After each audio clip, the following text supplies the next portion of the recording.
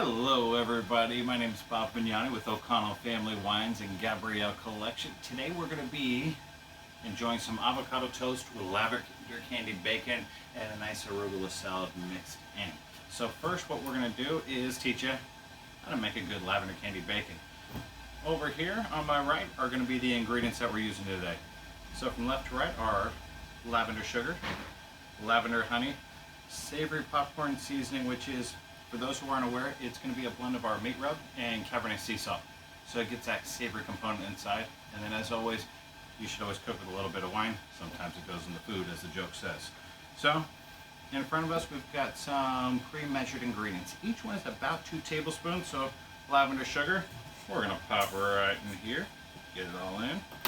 Lavender honey, I recommend heating it up just a little bit in the microwave so it drips a little bit better. You don't want to get it stuck and slowly come out. All that stuff. Next, our savory popcorn seasoning. Get that in there. And finally, our Sauvignon Blanc. I'm not going to add all of it right off the bat because I'm going to use some of that liquid to just make sure it comes together at the end. Now, Kristen's doing a fantastic job filming us today. And if you want to just kind of look in there, just get it all mixed in. So it's going to be a little pasty, which seems a little odd, but that will work to your advantage. Again, finish it off with a little bit of Sauvignon Blanc. Here we go. Mix that in. And to my left, we've got the good stuff. We're going to call that bacon. Bacon is one of my favorite foods, and probably one of the favorite foods across the United States. So gloves are good to prevent trichinosis and any raw meat touching your hands. The reason being it's disposable. We're not going to need this anymore, so let me get rid of that. And what I like to do is just take all the bacon, throw it in, get it all slathered up. This way you can kind of see. Now what I'm going to try and do is, I've got gloves on both hands. One you want to keep clean, this way you can continue to touch other ingredients. You want to prevent cross-contamination as much as possible. You see, just mix it in good. It doesn't have to be pretty. It's going to be all cooked off anyway. However, you would like it to be even. So let's go like this, line up the bacon.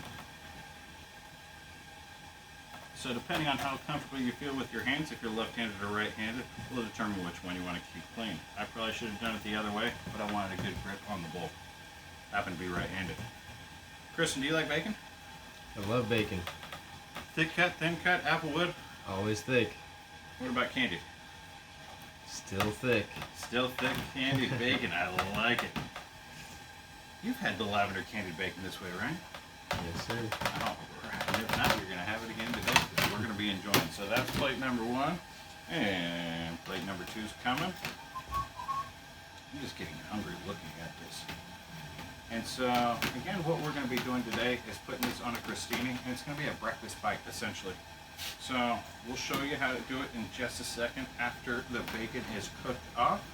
And it's going to be the crostini that we're going to put in the oven. We've gone over how to make that, but again, slice your bread, baguette preferred, depending on the thickness and the slice what you want to do. Again, we're using avocado and bacon. We're in California. People seem to like those 2 items. So we're going to do a longer cut, which you'll see shortly. We're going to add a little bit of arugula salad, toss in our lemon olive oil, rice wine vinegar, a little Dijon mustard to give you a little savory component, citrus, and a kick of acidity. And then cover it with candied bacon.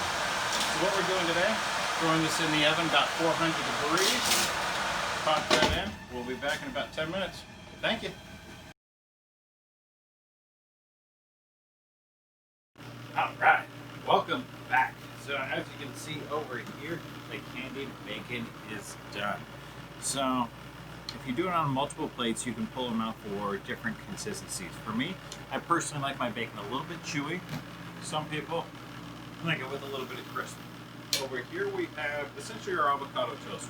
We took a baguette, sliced it nice and thin, put a little bit of lemon olive oil on it, light drizzle, and then we've got our arugula and our mustard vinaigrette. So this has Dijon mustard, rice wine vinegar, lemon olive oil, lavender sea salt, lavender pepper. The reason why we add the rice wine vinegar, we like to make it a little bit tart as well as the Dijon mustard. In doing so, you're going to add kind of that acidity, which is going to pair perfectly and cut through the fat of the bacon. So again, nice and easy. Toss that around and apply. It's an avocado toast with lavender candied bacon. Make it meaty, make it messy, make it good. Those are the kind of the rules here.